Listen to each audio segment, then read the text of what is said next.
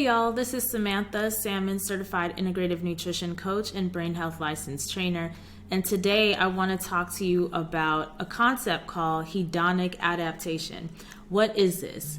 Hedonic adaptation is basically the concept that explains our need for instant gratification, right? So let's say you really like cookies, okay? Cookies is your thing. And you have cookies and it lights up the pleasure centers of your brain.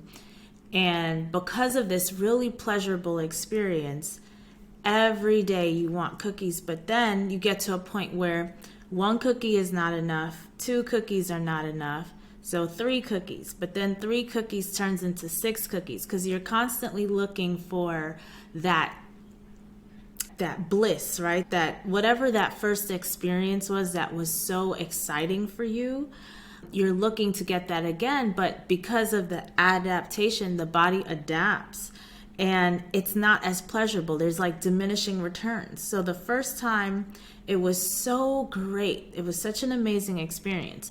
By time number 5, it's not as great. And so you have to double up, triple up on the quantities to have the same pleasurable experience as the first time. And this is how folks get into this cycle of unhealthy eating habits, the falling off the wagon, is because the body adapts. And it's not that bliss point. Constantly seeking for that bliss point is one, it's an addiction, okay? It's an addiction. It's an addiction to that high of bliss, which I totally get. Like, I've been there, I understand. To overcome this in the nutrition realm, what has helped me is fasting. Water fasting and coconut water fasting even. But intermittent fasting, more extended fast, like a 24-hour, 36-hour fast, either on water or coconut water. Water is an actual, like, legit fast. Coconut water, because I believe there's enough sugar in there to give your body an insulin response. So I don't know that you would have the exact same, like, all the benefits of a true fast.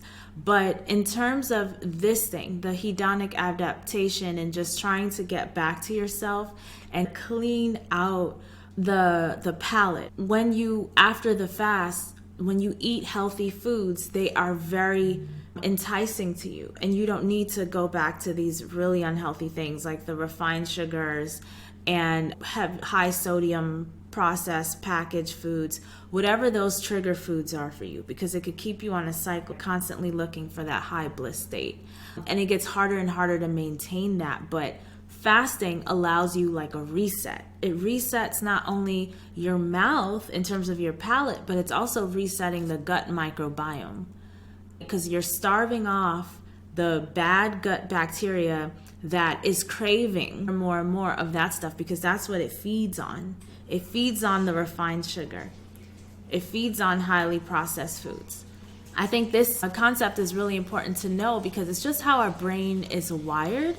And so this is a hack, right? It's a hack to, one, understand how your brain is wired and why you find yourself in the same situation. You want to eat clean, you want to be high raw vegan, but you find yourself, quote unquote, falling off the wagon.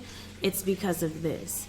And for those who have busy lives, right, the busy professionals, intermittent fasting as a weight loss and weight maintenance strategy, coupled also with healthy, clean eating, is the biggest, best hack of them all. This is how you get to go quick and you maintain that goal. And it's healthy for your body. It's healthy, it's natural, it's how we've evolved for our bodies to work and work optimally. Because right now, the way we're living, eating, and enjoying food and not expending energy is not how our bodies were meant to function for so many hundreds of years, right? Our body has been operating a certain way.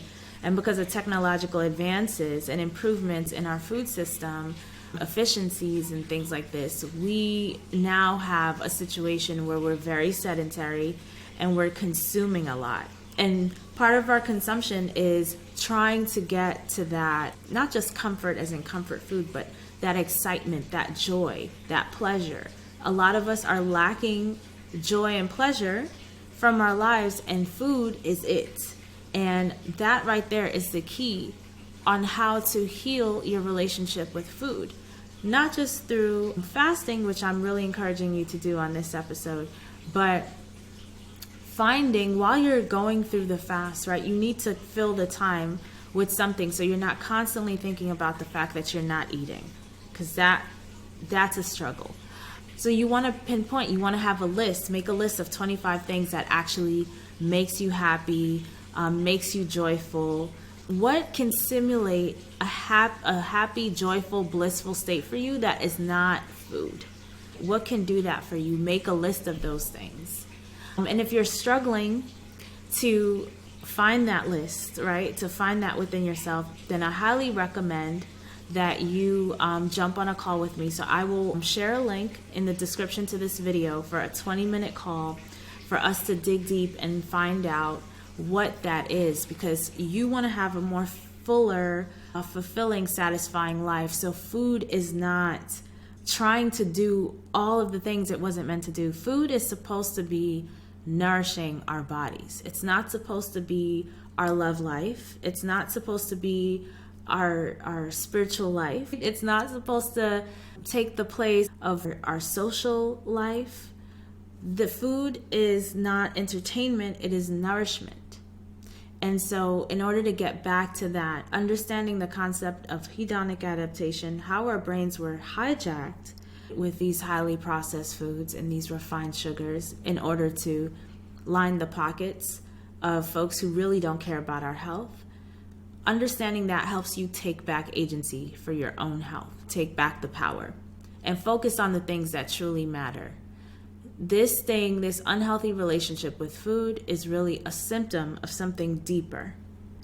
And so focusing on that deeper thing is going to help you with the nutrition piece. All right? So until next time, have a blessed day.